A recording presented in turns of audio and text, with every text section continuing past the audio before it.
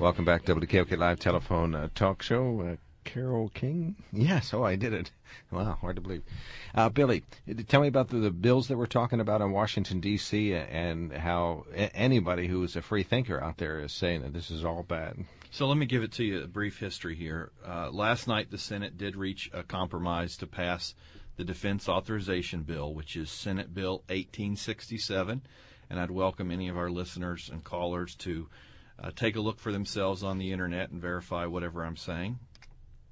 But part of this Senate bill, originally this is just a spending bill for defense spending, and Senator Carl Levin and Senator John McCain added an amendment to that bill which would allow the indefinite detention of American citizens who are accused of a threat against our nation. It would allow them to be detained, arrested by the military, and detained indefinitely without trial or charge. So, we've had here in the past President Obama authorizing the killing of American citizens abroad if they're a threat to the nation. But this takes it yet one more step further to allow indefinite detention either in America or in one of these foreign detention bases like Guantanamo Bay. And that amendment offered by McCain and Levin passed, and Senator Casey, Senator Toomey both voted for it. Rand Paul has been probably the most active voice against it in the Senate. He voted and spoke against it. A few other Republicans and several other Democrats also voted against it. This is a pure violation of our Bill of Rights. To me, it's monumental. It is causing me to lose sleep. I can't believe they're doing this. Of the 10 Bill of Rights we have in the U.S. Constitution, 5 of them have to do with the right of Americans to be tried, the way they're tried, that they're not to be, they're, Amendment number 4, that they're not to be the subject of illegal search and seizure. Number 5, that deals with trial and punishments. Number 6 deals with speedy trial. Number 7 deals with trial by jury. Number 8 deals with cruel and unusual punishment. All of these things are restrictions on our federal government in the way they deal with citizens who are accused of breaking the law. And all of these, in the name of protecting us against terrorism, are being placed on the shelf so that at the whim of the executive branch, they can say this American citizen, whether in the United States or outside, should be indefinitely detained without trial, without going before a judge, and arrested by the military, which is also a violation of posse comitatus, which doesn't allow the military to be the law enforcement force in the United States. So that's the amendment that was offered. That's the amendment that was voted on and passed. Then we had a couple of other votes. We had several other votes on amendments, but specifically related to this issue, Rand Paul offered an amendment that would have done away with that amendment. That failed. Pat Toomey voted against it. Senator Casey against it.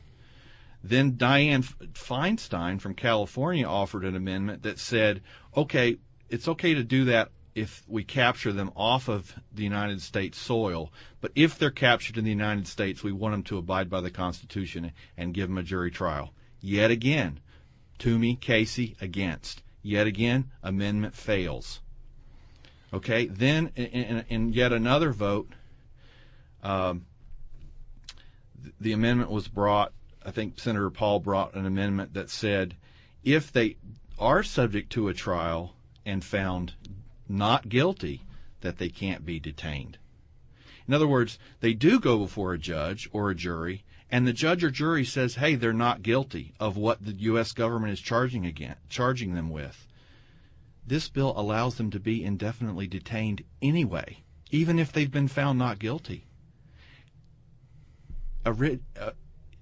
Toomey and Casey voted against this amendment. They want people to be held indefinitely, even if they're found not guilty.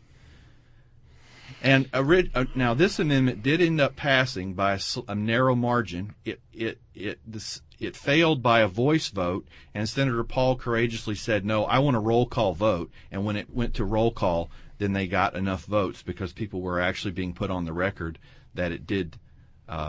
This amendment did pass. So, fortunately, it's not as horrible as it could be. If you are found not guilty, you won't be detained.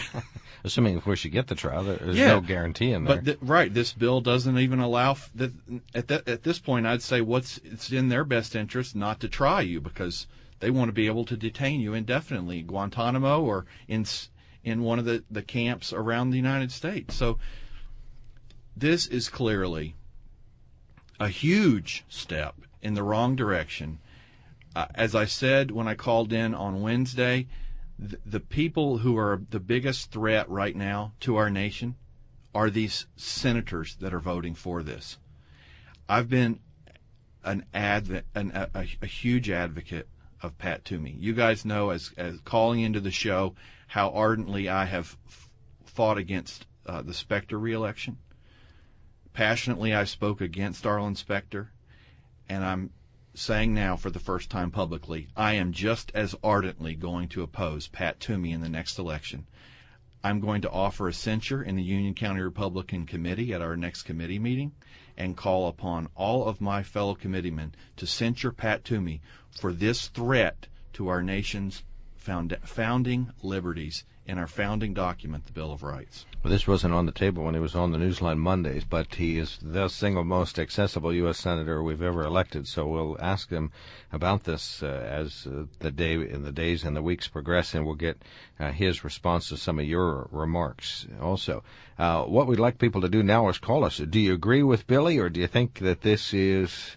There's so many people that say, well, if you don't cause any terrorism, you don't have anything to worry about. I think it was Ben Franklin that said, if you choose to lose your rights, you didn't deserve them in the first place. Well, he also said if you try to give up liberty for security, you'll lose both. There you go. Thank you.